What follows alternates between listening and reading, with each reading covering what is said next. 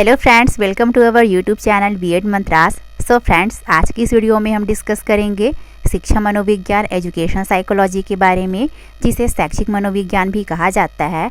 So friends, यह जो topic है आपके बीएड फर्स्ट सेमेस्टर के एजुकेशन साइकोलॉजी सब्जेक्ट से लिया गया है। तो इस सब्जेक्ट को आपके सिलेबस के अकॉर्डिंग कुछ अलग अलग नाम से भी जाना जाता है, जैसे कि लर्नर एंड लर्निंग प्रोसेस हो गया, चाइल्डहुड डेवलपमेंट एंड पेडागोजी हो गया। बट इसका जो बेसिक चीज़ है वो है आपका एजुकेशन साइकोलॉजी। तो इस सब्जेक्ट के अंतर्गत आप एजुकेशन साइकोलॉजी हो गया, एडोलेसेंस किशोरावस्था हो गया, निर्देशन एवं परामर्श हो गया, अधिगम हो गया जिसे लर्निंग कहा जाता है, मोटिवेशन हो गया, growth and development, exceptional children, intelligence etcetera इत्यादि टॉपिक्स के बारे में आप इस सब्जेक्ट के अंतर्गत स्टडी करते हैं। तो इन सभी टॉपिक्स को हम एक एक करके समझने की कोशिश करेंगे। सो आज का यह टॉपिक हमारा इस सब्जेक्ट का फर्स्ट पार्ट है। तो इस वीडियो में हम जानेंगे कि एजुकेशन साइकोलॉजी क्या होता है, उसका मीनिंग डेफिनेशन हो गया, शिक्षा मनोविज्ञान का नेचर कैसा होता है, एजुकेशन साइकोलॉजी के फील्ड के बारे में कि इसका विषय क्षेत्र कहाँ तक से फैला हुआ है, शिक्षा मनोविज्ञान के कार्य हो गए। इन सभी पॉइंट पर हम वाइडली डिस्कस करेंगे। बट शिक्षा मनोविज्ञान शिक्षा और मनोविज्ञान के योग से मिलकर बना हुआ है। तो इस पॉइंट से हम पहले शिक्षा के बारे में स्टडी करेंगे, फिर उसके बाद हम साइकोलॉजी के बारे में जानेंगे कि इस विषय की व्युत्पत्ति किस प्रकार से हुई है, एंड देन हम डिस्कस करेंगे शिक्षा मनोविज्ञान के बारे में। तो चलिए फिर शुरू करते हैं। सो फ्रेंड्स, इस वीडियो में आगे बढ़ने से पहले हम क्वेश्चन टाइप को देख लेते हैं। जैसा कि मैं अपने हर वीडियोस में टॉपिक्स के पहले कि क्वेश्चन को किस टाइप का पूछा जाता है आपके एग्ज़ाम में, उसको मैं पहले बताती हूँ। इससे हमें उस टॉपिक को समझने में आसानी होती है कि हमें इस क्वेश्चन टाइप के अकॉर्डिंग किन किन पॉइंट्स हमारे लिए इम्पॉर्टेंट है, उससे हमें पता चल जाता है। सो इस प्रकार से यह जो क्वेश्चन टाइप है वो आपका लॉन्ग नोट्स टाइप है, क्योंकि जब हम किसी टॉपिक को लॉन्ग नोट्स के अंतर्गत स्टडी करते हैं तो इससे हमारा शॉर्ट नोट्स भी उसके अंतर्गत आ जाता है, प्लस इसके ऑब्जेक्टिव टाइप क्वेश्चन पूछने पर भी हम उस क्वेश्चन को ईजिली अटैम्प्ट कर सकते हैं।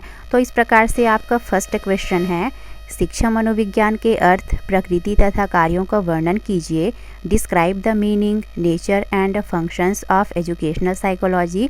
तो इस क्वेश्चन को अथवा में इस प्रकार भी पूछा जा सकता है, शिक्षा मनोविज्ञान क्या है, इसकी विधियाँ, क्षेत्र तथा कार्यों का वर्णन कीजिए। What is education psychology, describe it's methods, scope and functions. तो इसमें से हमारा फर्स्ट पॉइंट रहेगा एजुकेशन का मीनिंग।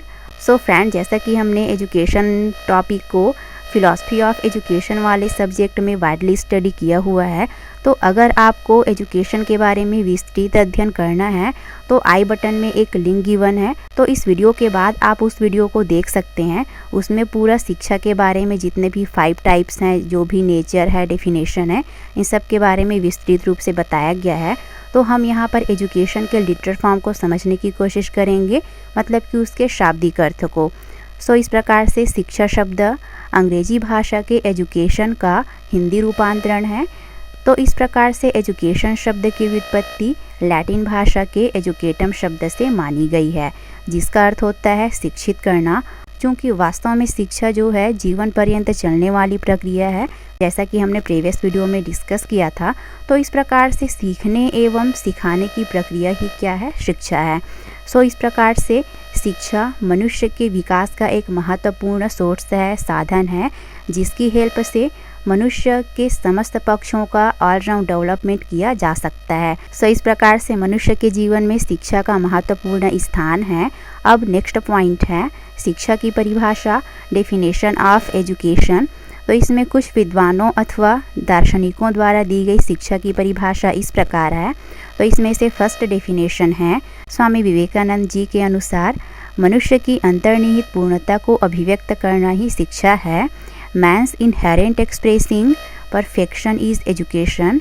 मतलब कि इसमें स्वामी विवेकानंद जी का ऐसा कहना था कि मनुष्य में पहले से ही इनहेरेंट पावर होता है, उनमें जन्मजात शक्तियाँ होती है, जिसको शिक्षा के माध्यम से डेवलपमेंट करना ही क्या है, शिक्षा है। सो इस प्रकार से सेकंड डेफिनेशन है रविंद्रनाथ टैगोर के अनुसार, शिक्षा का अर्थ मनुष्य के मस्तिष्क को इस योग्य बनाना है कि वह शाश्वत सत्य की खोज कर सके, उसे अपना बना सके और उसकी अभिव्यक्ति कर सके।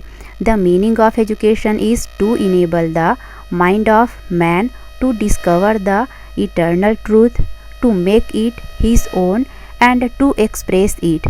मतलब कि टैगोर जी के अकॉर्डिंग शिक्षा के माध्यम से मनुष्य के मस्तिष्क को इस योग्य बनाना है कि वह वास्तविक सत्यता तक पहुंच सके, वास्तविक ज्ञान की खोज कर सके और उसे वो अपना बना सके। मतलब कि अपना आत्मानुभूति वो फील कर सके उस ज्ञान को, और इसके साथ ही साथ उन नॉलेज को वह एक्सप्रेस कर पाए, अपना डेवलपमेंट कर पाए, जिससे कि वह दूसरों के सामने भी अपने विचारों को प्रस्तुत कर सके। सो इस प्रकार से आई होप कि आपको यहाँ तक से अच्छे से समझ में आ गए होंगे। अब नेक्स्ट पॉइंट है मीनिंग ऑफ साइकोलॉजी, मनोविज्ञान का अर्थ। सो फ्रेंड्स, इस पॉइंट को डिस्कस करने से पहले मैं आपको साइकोलॉजी के हिस्ट्री के बारे में बताना चाहूँगी, जो कि बहुत ही इंटरेस्टिंग है। चूँकि मनोविज्ञान विषय जो है अभी कुछ ही वर्षों में इंडिपेंडेंट सब्जेक्ट, मतलब कि स्वतंत्र विषय के रूप में हमारे सामने आया है। सो इसके पहले यह दर्शन शास्त्र मतलब कि फिलॉसफी सब्जेक्ट की एक शाखा के रूप में माना जाता था। सो इस प्रकार से ईसा की 16वीं शताब्दी तक मनोविज्ञान को आत्मा का विज्ञान के रूप में माना जाता था। पर चूंकि आत्मा का कोई एक निश्चित स्वरूप नहीं है और ना ही उसका कोई आकार है, सो इस प्रकार से इन विचारों पर अनेक विद्वानों में एक कन्फ्लिक्शन था, मतभेद था। एंड चूंकि एक प्रमुख दर्शन शास्त्री और शिक्षा शास्त्री कॉम्टे जी हैं, उन्होंने यह भी कहा है कि दर्शन शास्त्र विज्ञानों का विज्ञान है। मतलब कि दर्शन शास्त्र विषय बहुत ही प्राचीनतम विषय है और इसी विषय से ही विज्ञान की अन्य शाखाओं का विकास हुआ है, जैसे कि आपका फिजिक्स हो गया, भौतिक शास्त्र हो गया, ठीक इसी प्रकार से साइकोलॉजी, मनोविज्ञान भी हो गया। सो आई होप कि आपको साइकोलॉजी सब्जेक्ट की हिस्ट्री के बारे में अच्छे से समझ में आ गए होंगे। सो फ्रेंड्स, इस प्रकार से अब हम साइकोलॉजी के शाब्दिक अर्थ को समझने की कोशिश करेंगे, जो कि बहुत ही ईजी है। तो मनोविज्ञान को अंग्रेजी भाषा में साइकोलॉजी कहा जाता है। तो इसे आप इस प्रकार भी बता सकते हैं कि शाब्दिक रूप से मनोविज्ञान अंग्रेजी भाषा के साइकोलॉजी शब्द का हिंदी रूपांतरण है। आप चाहें तो साइकोलॉजी को अपना इंग्लिश में यहाँ पर डिस्क्राइब करिएगा, ऐसा भी लिखेंगे तो फिर भी से चलेगा। सो इस प्रकार से साइकोलॉजी शब्द की व्युत्पत्ति यूनानी भाषा के दो शब्दों से हुई है, साइको और लोगोस से।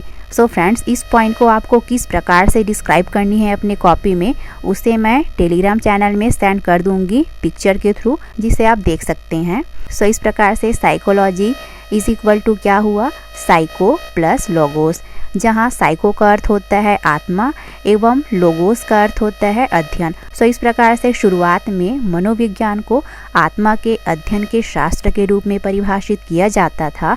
अब हम इसके नेक्स्ट पॉइंट में आ जाते हैं कि मनोविज्ञान विज्ञान की वह शाखा है जिसमें व्यक्ति की मनः स्थिति का अध्ययन किया जाता है, जिसे हम आज के डेट में ऐसा मानते हैं। सो इस प्रकार से psychology is the branch of science in which the state of mind of a person is studied. So इस प्रकार से अब नेक्स्ट पॉइंट है साइकोलॉजी का डिफिनेशन देख लेते हैं। तो इसमें कुछ विद्वानों द्वारा दी गई मनोविज्ञान की परिभाषा इस प्रकार है। स्किनर महोदय के अनुसार मनोविज्ञान व्यवहार और अनुभव का विज्ञान है। Psychology is the science of behaviour and experiences. चूँकि मनोविज्ञान में मनुष्य के व्यवहार और वो जो भी एक्सपीरियंस किए हुए रहते हैं उनका अध्ययन किया जाता है। सो इस पॉइंट से मनोविज्ञान व्यवहार और अनुभव का विज्ञान है। नेक्स्ट डेफिनेशन है वाटसन के अनुसार मनोविज्ञान व्यवहार का शुद्ध विज्ञान है। Psychology is the pure science of behaviour.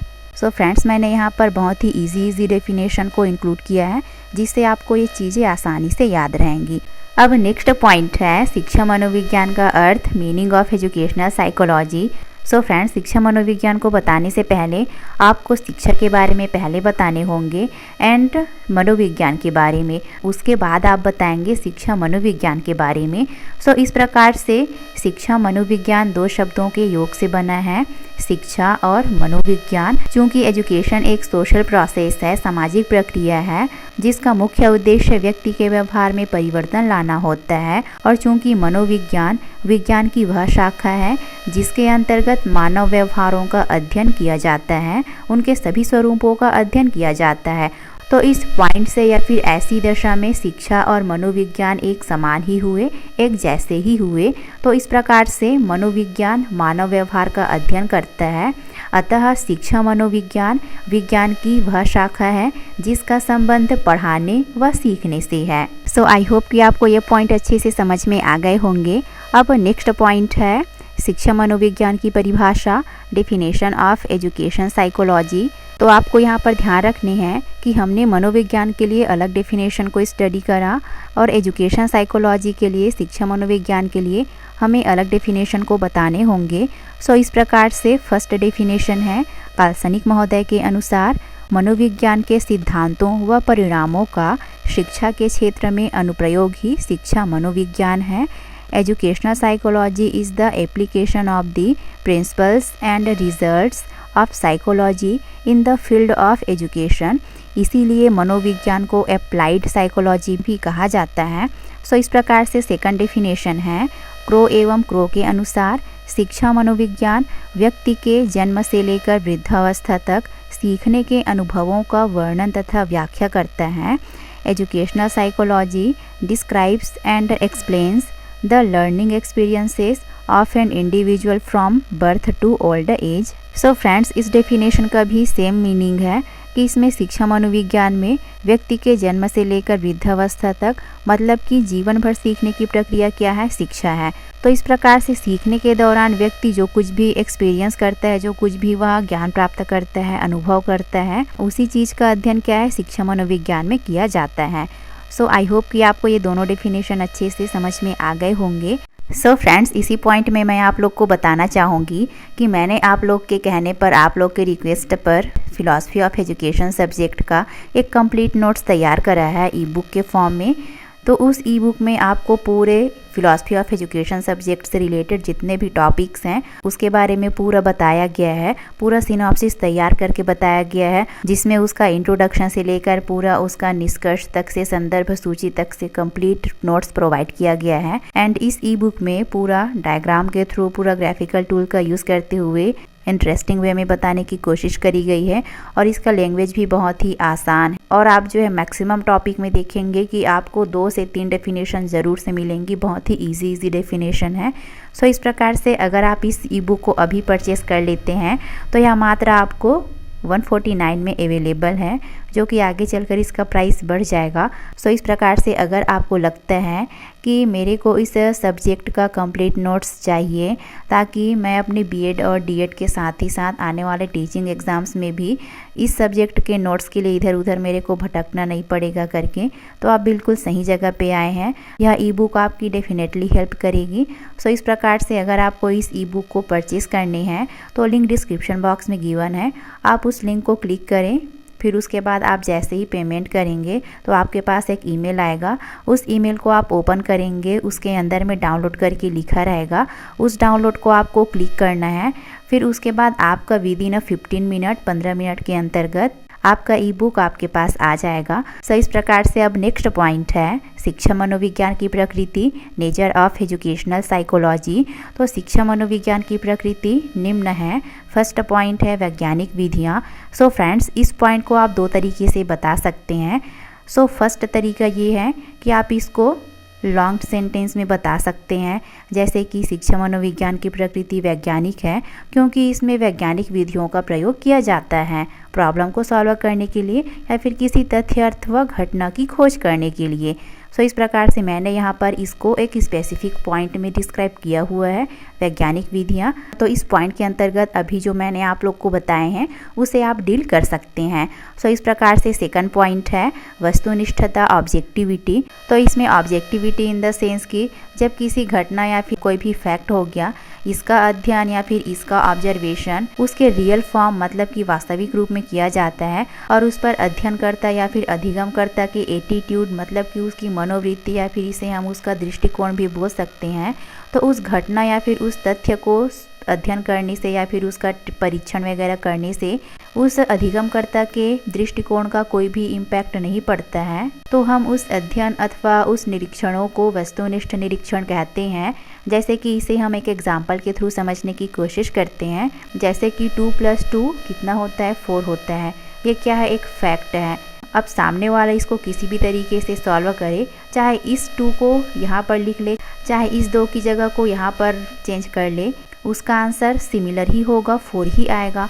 सो इस प्रकार से क्या है कि उस अधिगमकर्ता का, उनके दृष्टिकोण का उस घटना या फिर उस तथ्य पर कोई भी प्रभाव नहीं पड़ता है।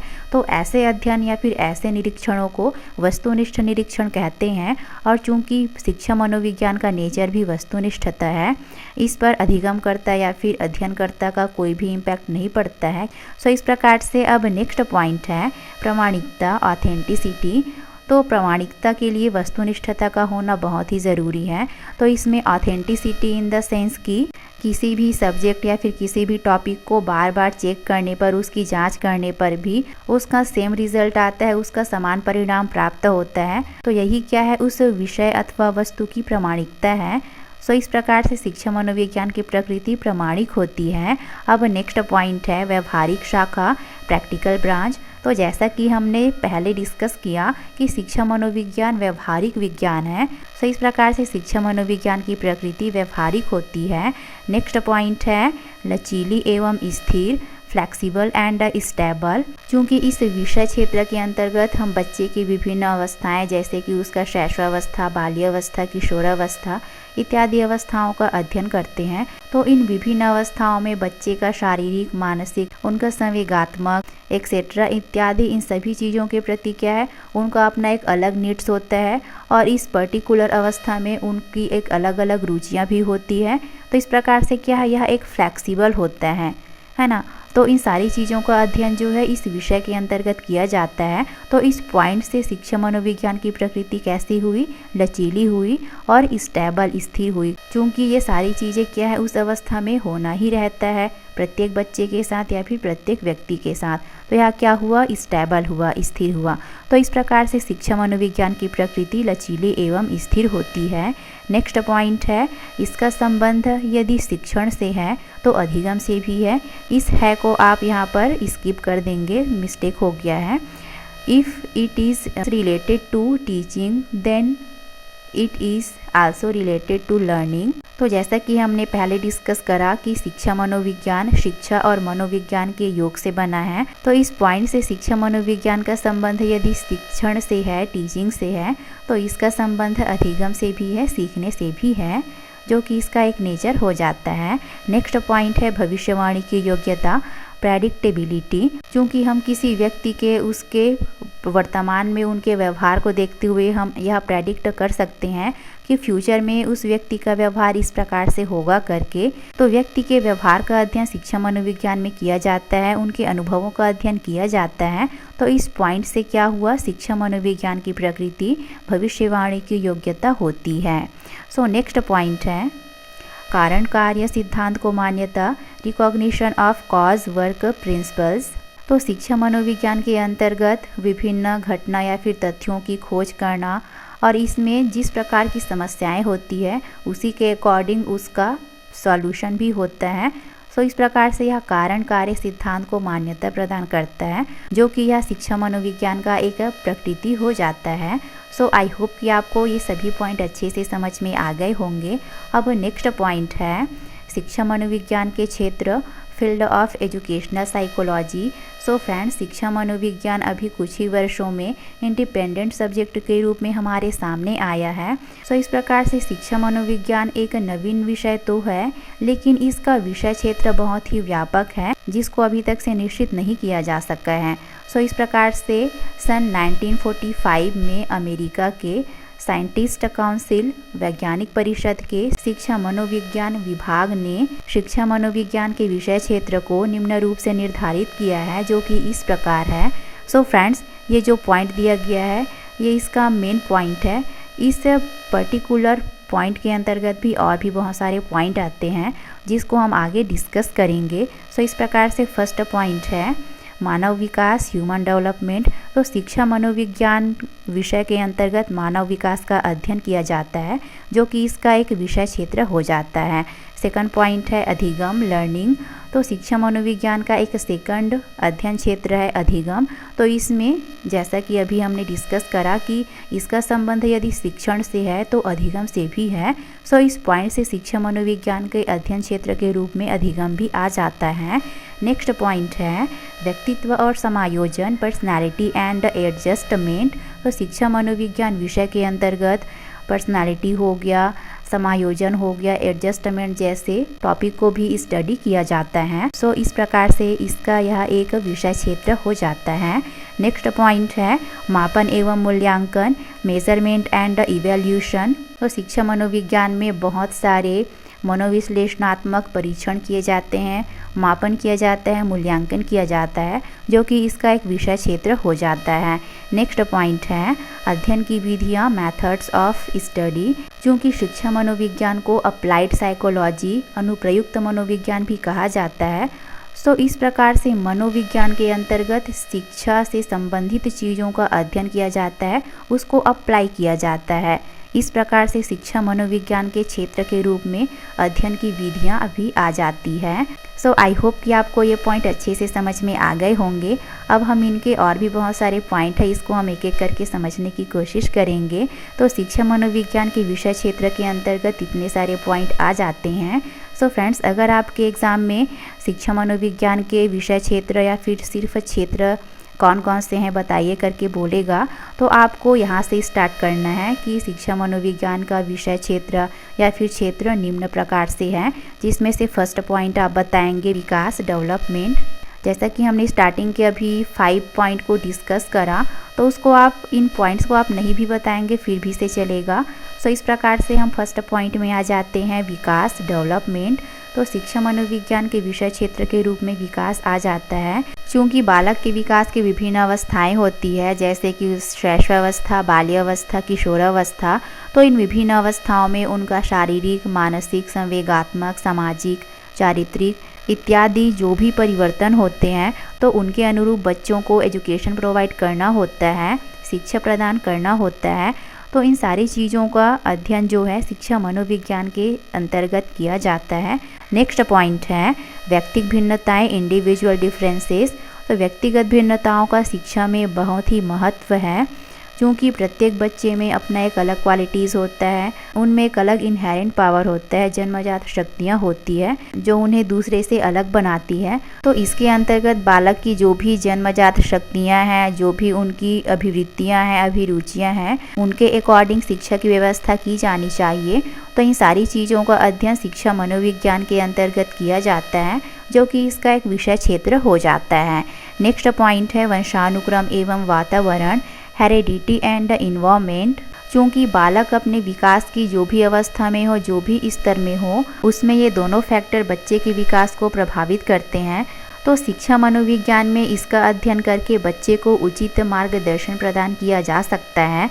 सो इस प्रकार से शिक्षा मनोविज्ञान के विषय क्षेत्र के अंतर्गत वंशानुक्रम और वातावरण भी आ जाता है। सो नेक्स्ट पॉइंट है अधिगम लर्निंग। तो इसके अंतर्गत सीखने का प्रोसेस हो गया, सीखने की विभिन्न दशाएं हो गई, जो कुछ भी परिस्थितियां हैं और सीखने को प्रभावित करने वाले जो भी मेन फैक्टर हैं, इन सब का अध्ययन शिक्षा मनोविज्ञान के अंतर्गत किया जाता है। सो इस प्रकार से अधिगम भी शिक्षा मनोविज्ञान के विषय क्षेत्र के अंतर्गत आ जाता है।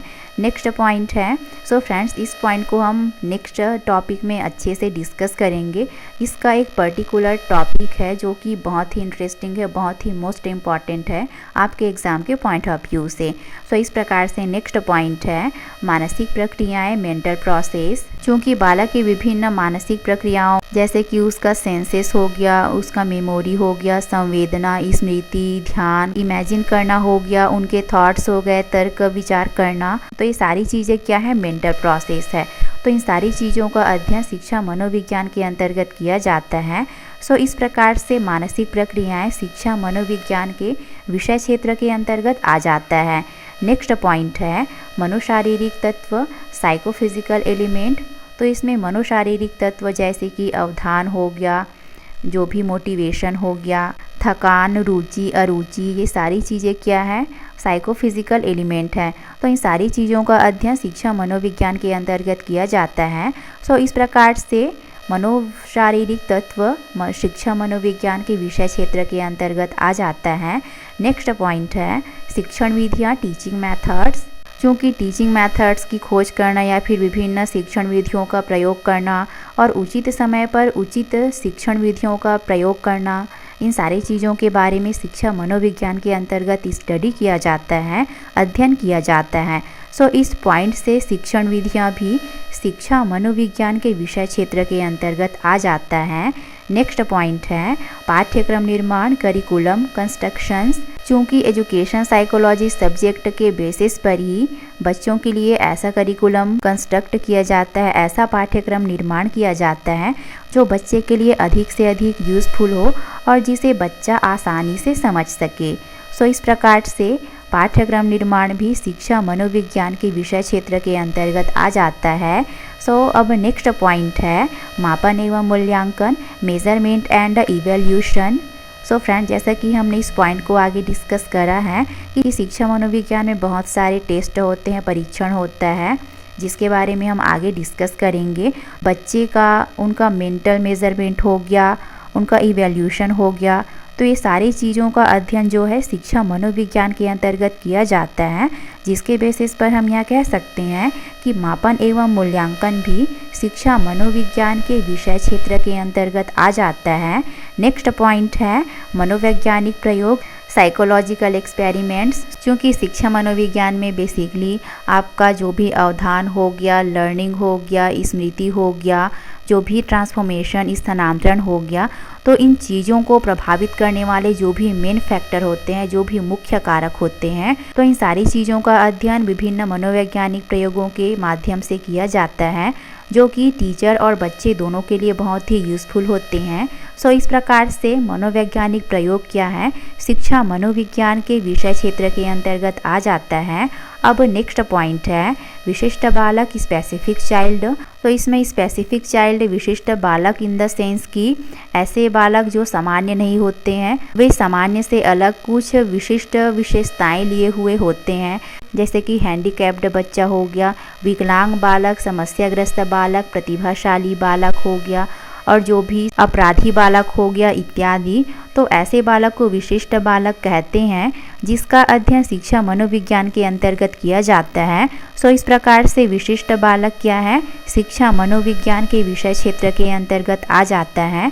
सो फ्रेंड्स, आई होप कि आपको ये सभी पॉइंट अच्छे से समझ में आ गए होंगे। सो फ्रेंड्स, इस वाले पॉइंट को समझने के लिए आपको बस एक बात का ध्यान रखना है कि ये जितने भी पॉइंट दिए गए हैं, इन सारी चीज़ों का अध्ययन जो है शिक्षा मनोविज्ञान के अंतर्गत किया जाता है, जो कि इसका एक विषय क्षेत्र हो जाता है। सो इस प्रकार से आपको इनके पॉइंट्स बस पता होने चाहिए और उसे अपने वर्ड में डील करने की कोशिश करनी है। अब नेक्स्ट पॉइंट है शिक्षा मनोविज्ञान के कार्य, फंक्शंस ऑफ एजुकेशनल साइकोलॉजी। तो इसमें शिक्षा मनोविज्ञान के निम्नलिखित कार्य हैं। फर्स्ट पॉइंट है व्यक्तिगत भिन्नताओं को महत्व देना, giving importance to individual differences. क्योंकि शिक्षा मनोविज्ञान ने यह प्रूफ कर दिया है कि प्रत्येक बालक में अपनी एक इंडिविजुअल क्वालिटीज़ होती है, अपना एक अलग व्यक्तिगत गुण होता है। सो इस प्रकार से बच्चे का इंटरेस्ट और उनकी एबिलिटी के अकॉर्डिंग ही शिक्षा की व्यवस्था करना ही क्या है शिक्षा मनोविज्ञान का महत्वपूर्ण कार्य है। सो इस प्रकार से व्यक्तिगत भिन्नताओं को महत्व देना क्या है शिक्षा मनोविज्ञान के कार्य के अंतर्गत आ जाता है। सेकंड पॉइंट है बालक को समझने में सहायता करना, helping to understand the child. क्योंकि फ्रेंड्स, शिक्षा मनोविज्ञान को मन का विज्ञान कहा जाता है, जिसमें बालक अथवा मनुष्य के व्यवहार और उनके अनुभवों का अध्ययन किया जाता है। सो इस प्रकार से शिक्षा मनोविज्ञान का महत्वपूर्ण कार्य बालक को समझने में सहायता प्रदान करना है। अब नेक्स्ट पॉइंट है बाल विकास का ज्ञान प्रदान करना, providing knowledge of child development. क्योंकि बालक अपने विकास की प्रक्रिया में विभिन्न अवस्थाओं से गुजरता है, तो उनके इन विभिन्न अवस्थाओं के अनुसार उनकी शिक्षा की व्यवस्था की जानी चाहिए, जो कि बाल विकास के अंतर्गत आ जाता है। सो इस प्रकार से शिक्षा मनोविज्ञान का एक महत्वपूर्ण कार्य बाल विकास का ज्ञान प्रदान करना भी है। अब नेक्स्ट पॉइंट है शैक्षिक उद्देश्यों की प्राप्ति में सहायक, helpful in achieving educational objectives. क्योंकि शिक्षा मनोविज्ञान का महत्वपूर्ण उद्देश्य बालक का ऑलराउंड डेवलपमेंट करना होता है, तो इस प्रकार से बालक का सर्वांगीण विकास करना क्या है, शैक्षिक उद्देश्य हो गया। तो इन शैक्षिक उद्देश्यों की प्राप्ति में शिक्षा मनोविज्ञान सहायक होता है, शिक्षा मनोविज्ञान का कार्य होता है। सो नेक्स्ट पॉइंट है पाठ्य वस्तु का तर्कपूर्ण संगठन करना, रीजनेबल ऑर्गेनाइजेशन ऑफ करिकुलम। क्योंकि शिक्षा मनोविज्ञान का कार्य बच्चे की आयु, उनका इंटरेस्ट, उनका मेंटल एज हो गया, उनका इंटेलिजेंस हो गया, बुद्धि इत्यादि चीज़ों को ध्यान में रखते हुए पाठ्य वस्तु का तर्कपूर्ण संगठन करना ही क्या है, शिक्षा मनोविज्ञान का कार्य है। सो इस प्रकार से नेक्स्ट पॉइंट है शिक्षण विधियों में सुधार, इम्प्रूवमेंट ऑफ टीचिंग मेथड्स। क्योंकि समय समय पर शिक्षण विधियों में सुधार की भी आवश्यकता होती है और सही समय पर सही टीचिंग मेथड्स को यूज़ करना भी क्या है, बहुत ही ज़रूरी है। सो इस प्रकार से शिक्षा मनोविज्ञान का महत्वपूर्ण कार्य शिक्षण विधियों में सुधार करना है और नवीन शिक्षण विधियों का निर्माण करना है। सो नेक्स्ट पॉइंट है उचित वातावरण का निर्माण करना, क्रिएशन ऑफ प्रॉपर इन्वायरमेंट। तो शिक्षा मनोविज्ञान का महत्वपूर्ण कार्य बच्चे के लिए उचित वातावरण का निर्माण करना है। तो इस वातावरण के अंतर्गत उनका पारिवारिक, सामाजिक और उनका सांस्कृतिक वातावरण भी आ जाता है। सो इस प्रकार से आई होप कि आपको ये सभी पॉइंट अच्छे से समझ में आ गए होंगे। सो फ्रेंड्स, हम नेक्स्ट वीडियो में एजुकेशनल साइकोलॉजी के जो भी मेथड्स हैं उनके विभिन्न विधियों के बारे में विस्तृत अध्ययन करेंगे। सो इसका PDF आपको टेलीग्राम चैनल B.Ed मंत्रास में मिल जाएगा। सो इसे आप वहां जाकर ज्वाइन कर सकते हैं। सो फ्रेंड्स, होपफुली कि ये वीडियो आप लोग के लिए हेल्पफुल रही होगी।